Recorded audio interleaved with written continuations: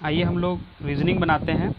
आप इसको पॉज करके पहले पढ़िए, समझ लीजिए, फिर प्रयास करिए, उसके बाद हम लोग बनाएंगे। ठीक है, देखिए क्या है, इसको पहले पढ़ते हैं ध्यान से।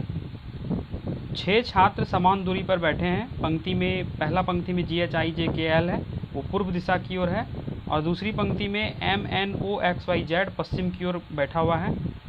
तो पहले पंक्ति को हम लोग डिसाइड करते हैं कैसे बनाएंगे। ठीक है, तो बनाइए पहले पंक्ति, ऐसे करके यहाँ से शुरू करिए।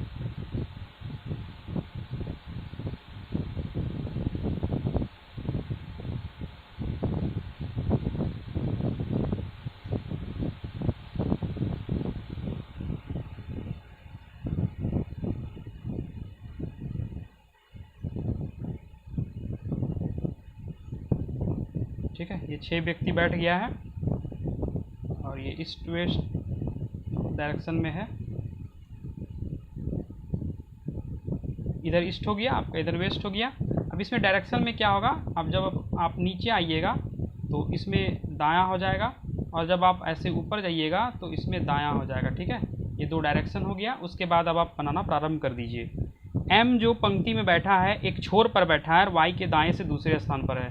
तो M एक छोर पे बैठेगा तो कैसे होगा, आप यानी कि Y के दाएं से दूसरा, तो यहाँ पे Y हो जाएगा, फिर यहाँ पे M हो जाएगा। ठीक है, उसके बाद देखिए क्या है, G M अथवा Y के सामने नहीं है। G यहाँ पे भी नहीं बैठेगा, G यहाँ पे भी नहीं बैठेगा।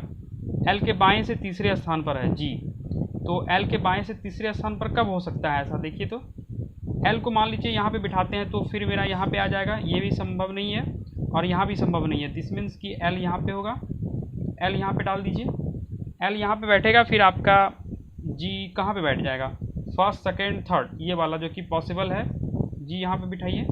ठीक है, हो गया क्लियर। आगे देखिए क्या है, N तथा Z के बीच में 2 व्यक्ति है। इस इन्फॉर्मेशन को लिखिए, N और Z के बीच में 2 व्यक्ति हैं। I J के बीच में 1 छात्र है, I और J के बीच में 1 छात्र है। ठीक है,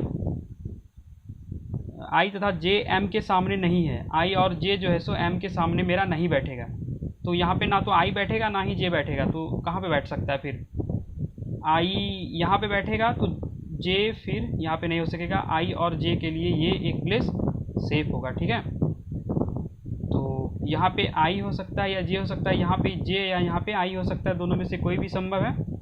आगे पढ़िए क्या है, J M के सामने, आगे क्या है, J I तथा J M के सामने नहीं है। H I का पड़ोसी है।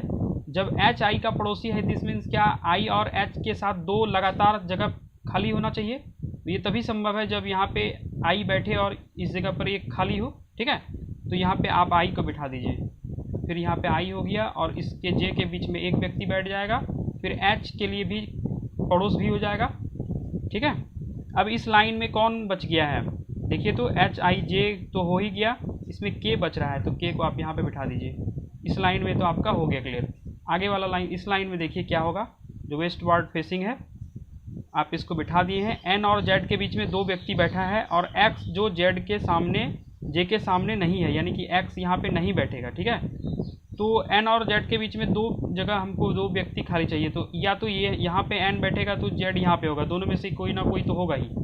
इसको आप डॉट भी कर सकते हैं N या Z को, लेकिन N उसका पड़ोसी नहीं है X का। ठीक है, तो इसलिए आप यहाँ पर फिर ये 2 जगह खाली है, तो यहाँ पे यदि N को बिठाएंगे तो यहाँ पे X नहीं बैठेगा, यहाँ भी नहीं बैठेगा, इसलिए N को ऊपर बिठाएंगे।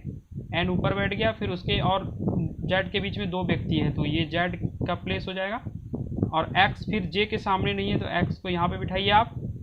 अब जो रह गया उसको आप रिमेंस को यहाँ पे बिठा दीजिए।